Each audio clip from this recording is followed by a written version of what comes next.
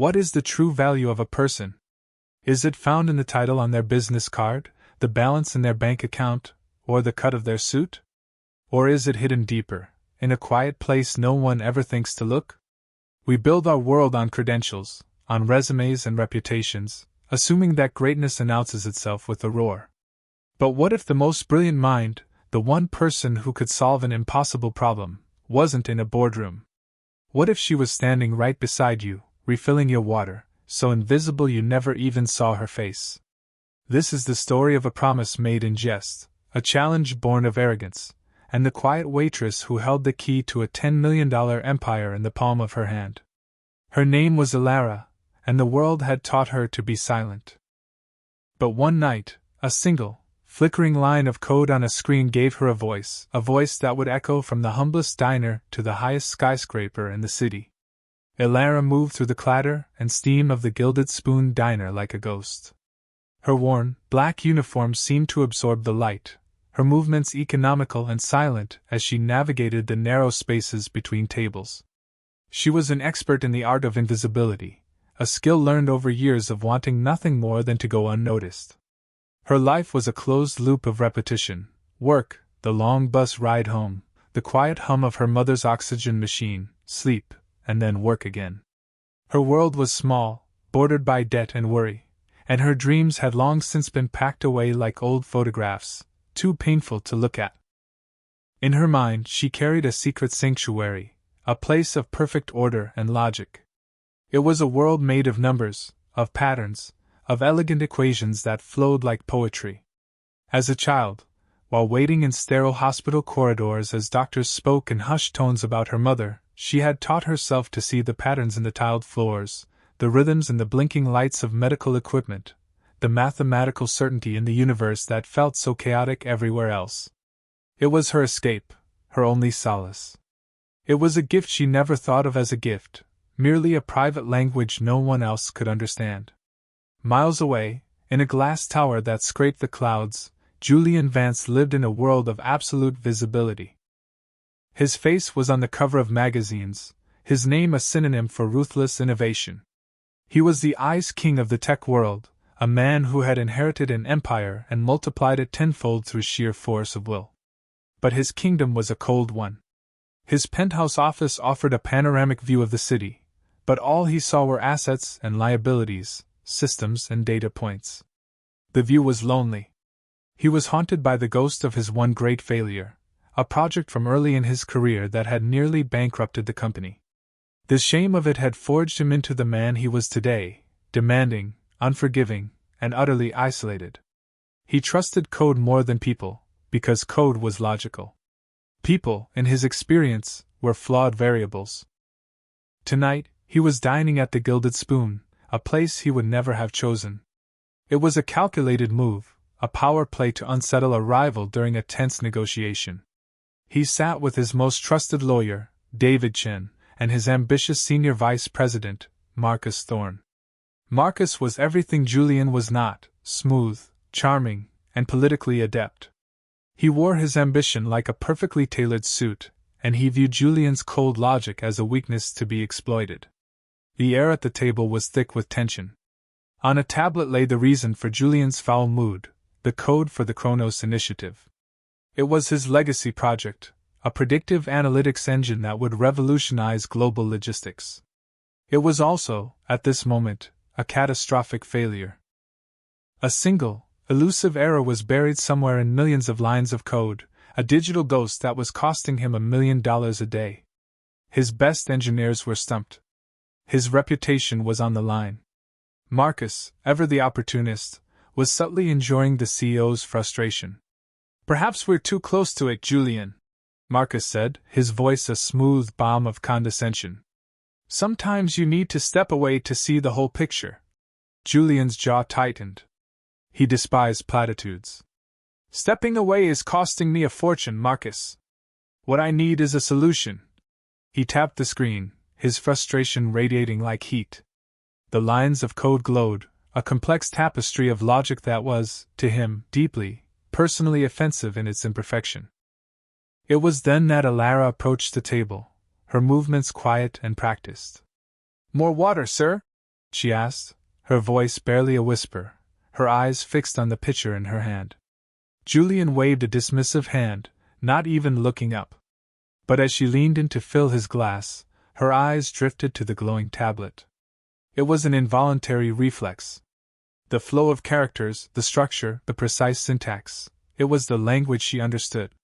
For a fleeting second, the noise of the diner faded away, and all she saw was the elegant dance of logic on the screen. And in that dance she saw a stumble. A tiny, almost imperceptible flaw in the rhythm.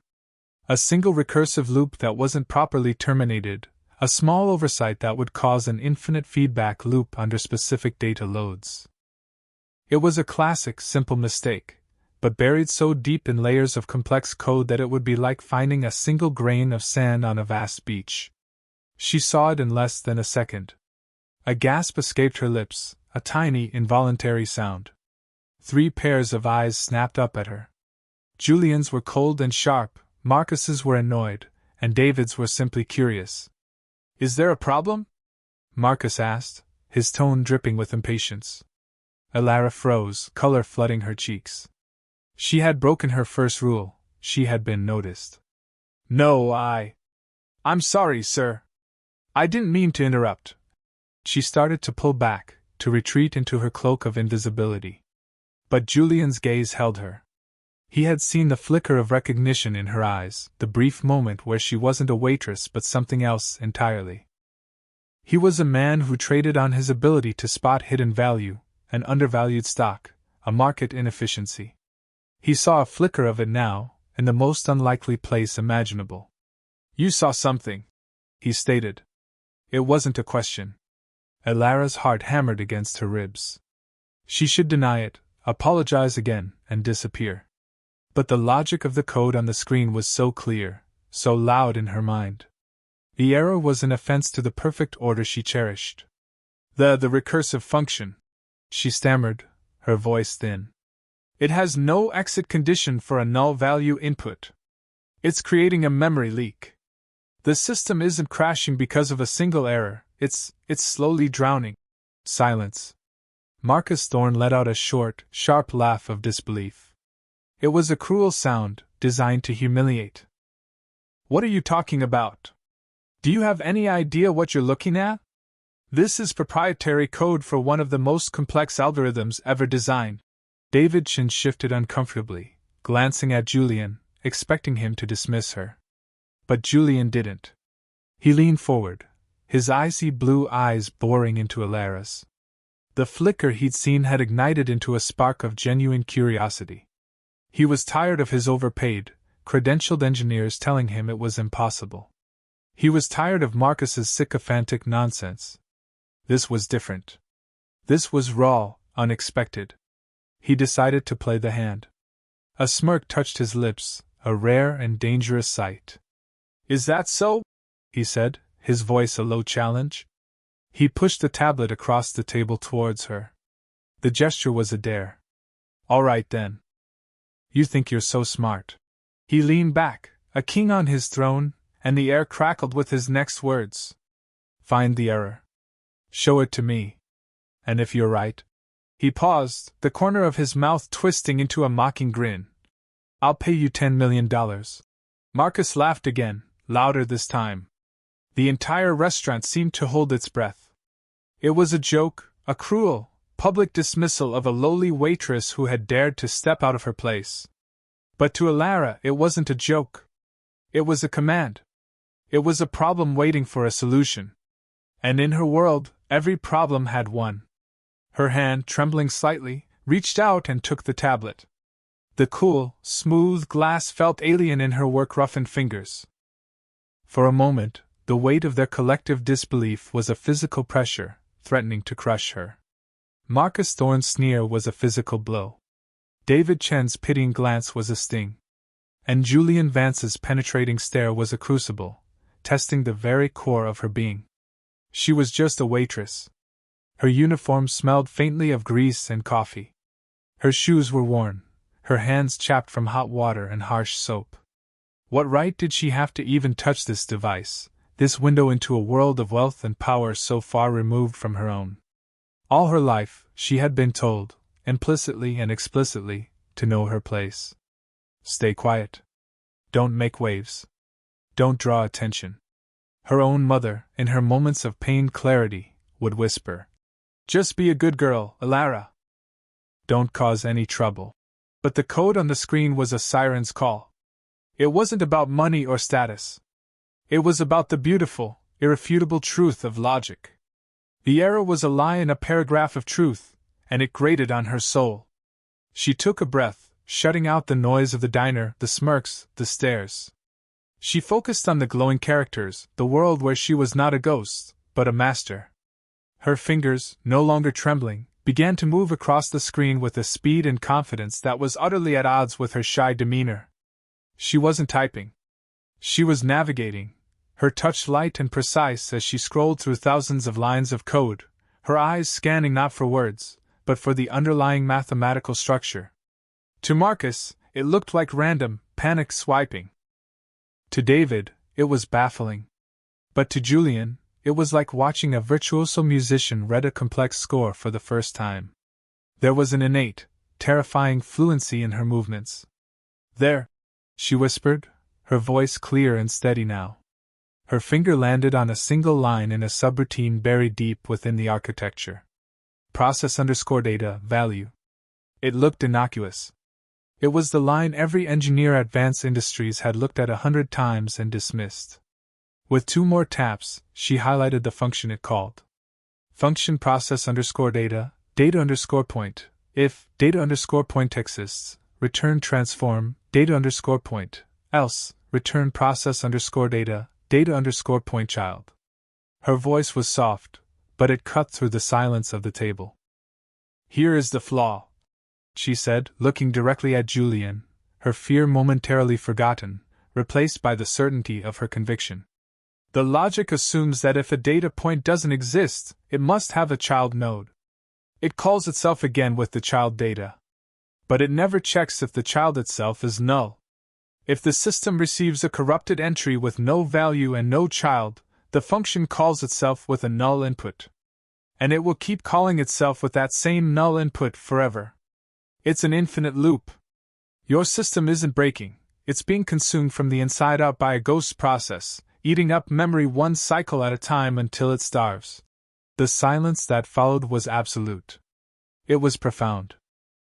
Marcus Thorne's face was a mask of disbelief, slowly morphing into a pale, sickly shade of humiliation. He, with his master's degree from MIT, with his team of 100 coders, had been publicly, effortlessly undone by a waitress. David Chen's jaw was literally slack. He looked from the simple, devastatingly clear explanation on the screen to the quiet young woman who had delivered it. It was impossible. It was brilliant. Julian Vance did not move. He stared at the screen, then at Alara. The smirk was gone, replaced by an expression of raw, unadulterated shock. The Ice King's facade had not just cracked, it had shattered. He had thrown out an impossible challenge as a cruel joke, and she had met it, not with bravado, but with quiet, unassailable competence. He wasn't just looking at a waitress anymore. He was looking at the answer he had been willing to pay a fortune for. He had flippantly named the price at $10 million. In that moment, seeing the elegance of her mind, the sheer, unrefined genius of it, he felt a strange, unsettling thought: she might actually be worth it. The spell was broken by Marcus, who cleared his throat, scrambling to regain control. "It's a lucky guess," he spluttered, his voice tight with fury. "A theoretical observation. It doesn't mean anything. She has no idea of the practical application, the system architecture." Julian raised a single hand, and Marcus fell silent. Julian's eyes never left Alara's. He slid the tablet back to his side of the table and, with a few taps, sent a message to his lead engineer. "Check for an unterminated recursive loop in the process_data function on a null input." He set the tablet down. No one spoke. The seconds stretched into an eternity.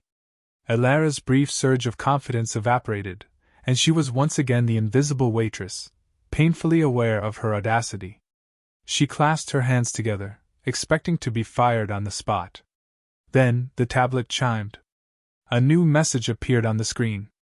Julian read it, and a slow, genuine smile spread across his face. It was a transformative expression, melting the ice and revealing a warmth that no one at the table had ever seen. He looked up at Alara, and the entire dynamic of his world shifted on its axis.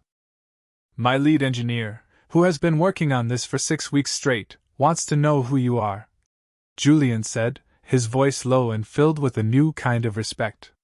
He says you just saved us.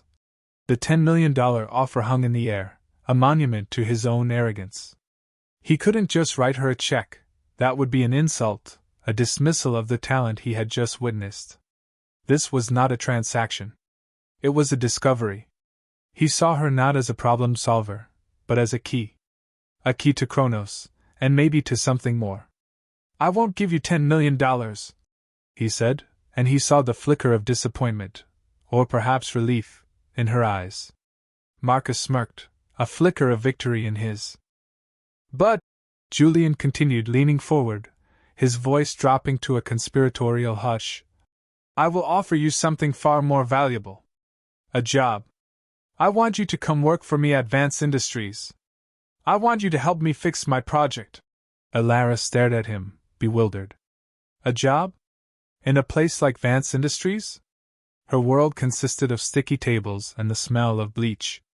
His world was made of glass and steel and ambition. The two could not coexist. Sir, I can't, she stammered. I don't have a degree. I clear tables. I have to take care of my mother. It was her reality, a wall she had long ago stopped trying to scale. Julian saw the wall, but he also saw the woman who had effortlessly scaled a wall his own army of geniuses could not. We will accommodate you, he said, his tone leaving no room for argument. We will provide for your mother's care. We will give you resources you cannot imagine. All I ask for in return is that you give me what you just gave me now, your perspective. Your clarity. He pulled out a sleek, black business card. My personal number. My car will pick you up tomorrow morning. 8 a.m. He placed the card on the table in front of her. It lay there, a stark rectangle of black against the worn wood, a portal to another universe. This isn't a request, Alara, he said, using her name for the first time, a name he must have read on her tag. It sent a shiver through her. It's an investment. He stood up, followed by a silent David and a seething Marcus. Without another word, he turned and walked out of the diner, leaving Alara standing in the center of her small, familiar world, holding a card that represented the impossible. The next morning, a sleek black car, silent as a panther, was waiting outside her modest apartment building. Alara, dressed in the nicest, and only, blouse she owned, stepped into a world of polished leather and quiet efficiency. The headquarters of Vance Industries was not a building. It was a monument to the future.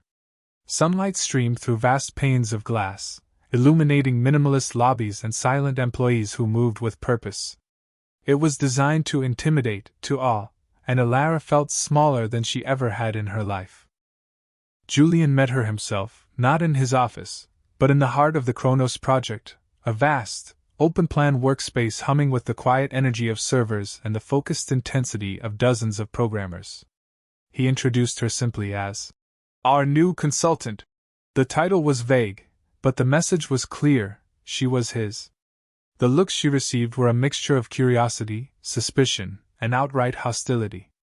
Marcus Thorne was the first to approach, his smile as sharp and dangerous as broken glass. Welcome to the big leagues, he said, his voice oozing false camaraderie.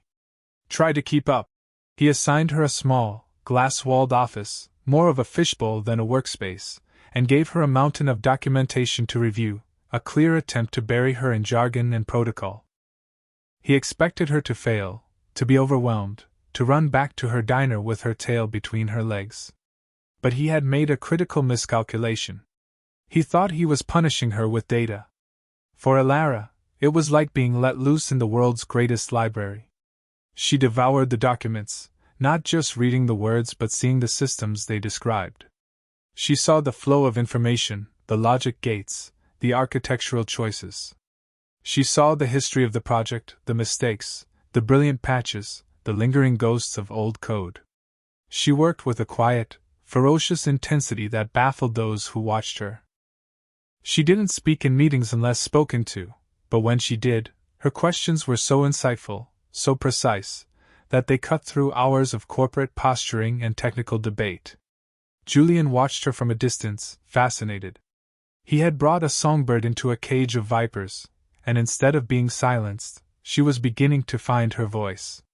He started inviting her to his late-night sessions, after the posturing of the day was done, and only the real work remained. In the quiet of his penthouse office, with the city lights twinkling below like a fallen constellation, they would work on Kronos. It was here that the professional distance between them began to dissolve. He saw the person behind the brilliant mind. He learned about her mother's illness, the years spent juggling part-time jobs and hospital visits, the crushing weight of medical debt that had forced her to drop out of community college. He understood then that her gift wasn't just an intellectual curiosity. It was a shield, a sanctuary she had built for herself in a world that had offered her little comfort. In turn, Elara saw the man behind the myth of the Ice King.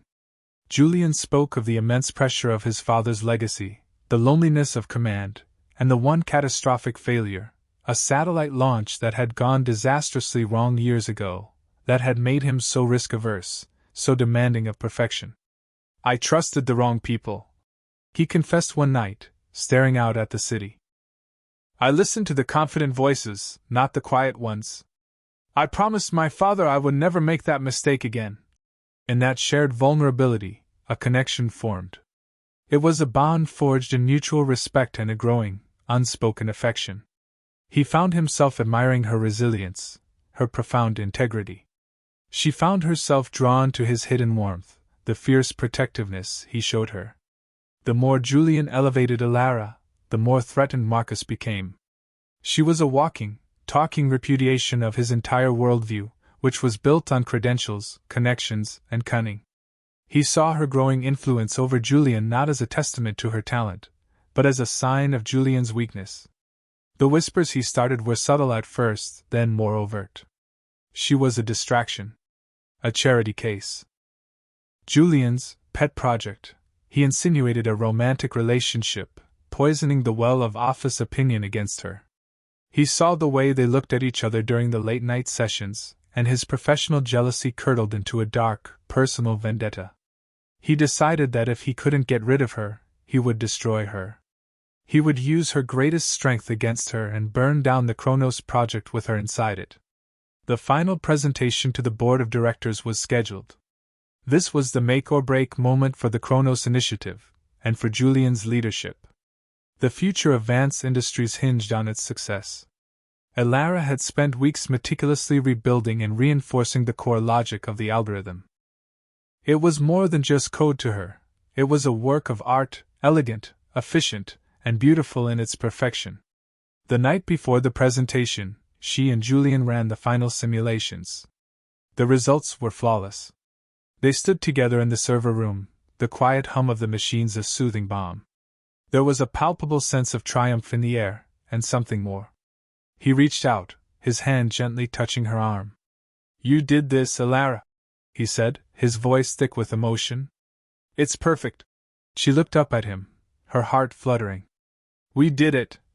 For a long moment, they simply looked at each other, the space between them charged with all the things they hadn't said. He leaned in, and she met him halfway, a soft, tentative kiss that was both a culmination and a beginning. But they were not alone. From the shadows of the corridor, Marcus Thorne watched them, his face a mask of cold fury. The sight of their intimacy solidified his resolve. After they left, he slipped into the server room. He was a skilled programmer himself, and he knew the system's architecture intimately. With a few keystrokes on a secure terminal, he accessed the master code. He didn't introduce a clumsy error. He did something far more insidious. He found a critical data validation routine that Elara had written and added a single, elegant, almost invisible line of code. It was a Trojan horse. Under normal simulation loads, it would do nothing. But when confronted with the massive, live data stream of the board demonstration, it would trigger a cascading failure, corrupting every piece of data it touched and causing a system-wide crash so catastrophic it would look like the entire foundation was rotten. And the final, brilliant touch? He logged his change using a forged security key, one that pointed directly back to the temporary, low-level access credentials assigned to Alara. It would look like a rookie mistake, the fatal hubris of an amateur playing in a world she did not understand. He had not just set a trap for Alara, he had set one for Julian, baiting it with his own trust in her. The next day, the boardroom was a chamber of immense pressure. Stern-faced board members, the old guard of the company, sat around a polished mahogany table. Julian stood at the head, confident. Alara sat beside him, a quiet presence radiating a nervous excitement. Marcus sat opposite them, his expression a perfect blend of support and concern. Today, Julian began, his voice resonating with pride, we unveiled the future. The Kronos initiative is not just an upgrade, it is a revolution. He nodded to the technical team. The main screen flickered to life, showing the Kronos interface, a beautiful, swirling galaxy of data points. Let's begin the live demonstration. We will feed the system real-time global shipping data. The data stream began. For the first 30 seconds, it was magnificent. The algorithm processed, sorted, and predicted with breathtaking speed and accuracy. The board members leaned forward, their skepticism beginning to melt. Julian shot a proud, smiling glance at Alara. And then it happened. A flicker on the screen. A single data point turned a garish red. Then another. Then a dozen. Within seconds, a wave of digital crimson washed across the interface. The elegant galaxy of data collapsed into a chaotic, meaningless smear. Alarms blared. The screen went black, displaying a single, damning message, fatal system core error. A collective gasp went through the room. The board members stared in horror. Julian's face went white. This was worse than a failure. It was a public execution. Before he could even speak, Marcus Thorne stood up, his face a mask of practiced regret. Julian! I am so sorry, he said, his voice carrying across the stunned silence. I had my team run a diagnostic last night after everyone left. I had a bad feeling. I think I know what happened. He projected a file onto the screen. It was a system log. It showed the master code, and highlighted in red was a single line, the line Marcus himself had inserted. And next to it, the user ID E. Morgan. Alara's name. It seems our new consultant made a last-minute, unauthorized change to a core validation protocol, Marcus announced, his voice dripping with false sympathy. A rookie mistake. It appears her initial discovery may have been a fluke. Her inexperience has just cost us years of work and billions in potential revenue. All eyes turned to Alara. She felt the blood drain from her face. She was being framed, so perfectly, so completely, that denial seemed futile. The board members were looking at her with open contempt. One of them, a stern older man named Garrett, turned to Julian. Vance, you brought this, Waitress, into the heart of our most sensitive project based on a parlor trick in a diner. This is a catastrophic lapse in judgment. You need to handle this. Now. The implication was clear. Fire her. Disavow her. Save yourself? Julian stood frozen, the world crashing down around him. Everything he had feared, the ghost of his past failure, was happening again. He had trusted someone, and they had seemingly betrayed him. He looked at Alara, at her pale, shocked face. His mind screamed at him to cut his losses, to be the ruthless CEO everyone expected him to be. But his heart, a part of him he had long kept locked away, told him something different. He remembered her quiet integrity, the beautiful clarity of her mind. He remembered her story, her struggles. This wasn't her. He knew it. He turned to the board. No, he said, his voice quiet but firm.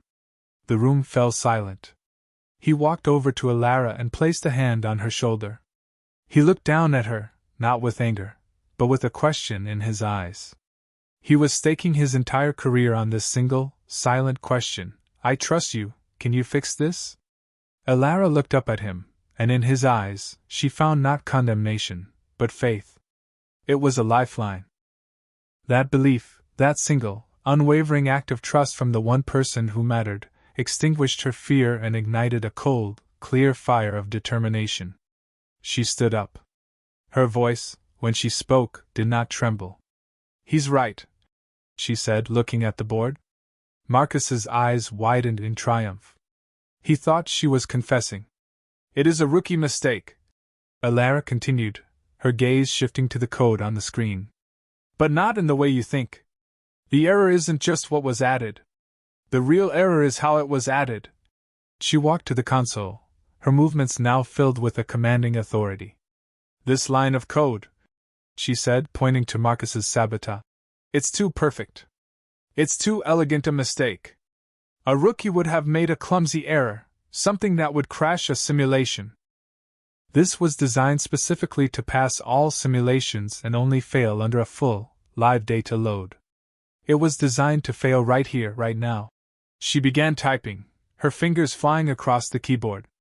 This wasn't an act of incompetence. It was an act of sabotage. Marcus scoffed. An interesting theory. But the logs don't lie. Your name is on the change, you can fake a user log. Elara shot back, not even looking at him. But you can't fake a digital signature. Every senior executive at this company has a unique, encrypted compiler key.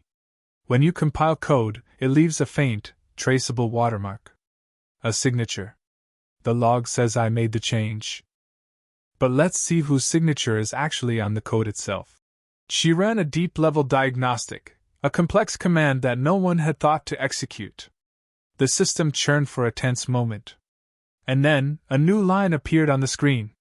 Compiler signature ID M. Thorne. A collective gasp filled the room. Marcus Thorne's face contorted, his mask of concern melting away to reveal raw, naked panic. That's impossible. It's fabricated. Just then, David Chin, who had been silently observing, stepped forward. Actually, it's not, he said calmly, holding up his own tablet. I was concerned about Mr. Thorne's unusual level of interest in Elara's work. So I requested security logs from the server room last night. This footage shows him entering the room at 11:37 p.m., 20 minutes after Mr. Vance and Ms. Morgan left, and accessing the main terminal. He projected the security footage onto the screen. It showed Marcus clear as day, sitting at the console, typing the exact lines of code that had brought the company to its knees. The trap had been sprung. But it had caught the wrong person. The fallout was swift and brutal. Marcus Thorne was fired, escorted from the building by security, his career in ruins. The board, humbled and stunned, gave Julian their unanimous, and now deeply respectful, vote of confidence. Elara, with the room's full attention, took less than 10 minutes to isolate and remove the sabotage, restore the correct code, and successfully relaunched the demonstration. The Kronos initiative performed even more brilliantly than they had hoped. It wasn't just a success, it was a legend in the making. In the aftermath, as the boardroom emptied, Elara and Julian were left alone. The adrenaline faded, leaving a quiet, profound sense of victory. He turned to her, his expression a mixture of awe, relief, and deep affection. I almost lost everything today, he said softly. But I never lost my faith in you, you didn't have to, she replied, her voice thick with emotion. You could have saved yourself, what's the point of saving an empire? He asked, stepping closer. If you sacrifice the one person who makes it worth having? A few weeks later, Elara was no longer a consultant. She was the head of the new division of systems analysis at Vance Industries, a department Julian had created specifically for her. She had a corner office with a view that rivaled his own, but she spent most of her time on the main floor with her team, a hand-picked group of brilliant, unconventional thinkers like herself. The medical debts that had haunted her family for years were gone. Her mother was now in the best care facility in the country, comfortable and happy. Her life had been transformed, not by a lottery ticket, but by the gift she had always hidden from the world. One evening, she found Julian waiting for her in her office. He was holding a slim, elegant envelope. "I believe I owe you something," he said, a playful glint in his eye. She opened it. Inside was a check, written out to Alara Morgan, for the amount of $10 million. She stared at it, speechless. "Julian, I can't accept this," he smiled, taking her hands in his. "It's not a salary, Alara. And it's not a reward. It's my original promise. It's the first round of seed funding for any project you want to pursue. I made an investment in a diner that night, and it was the best investment of my life. I'm just doubling down." She looked from the check to his face, to the city lights beginning to sparkle in the twilight outside her window. She was no longer the invisible girl in the worn-out shoes. She was the woman who had solved the impossible, who had faced down her enemies, who had found love in the most unexpected of places. She had found her voice. "So, let me ask you again, what is the true value of a person? Maybe it's time we stopped looking at the titles and the resumes, and started looking into the eyes of the people around us. The quiet ones. The overlooked ones. The ones who are hiding a gift that could change the world. What is your hidden gift? And who is the one person that needs to see it? Share this story if you believe in the power of unseen potential, and tell us in the comments below about a time you, or someone you know, proved that true worth has nothing to do with where you start.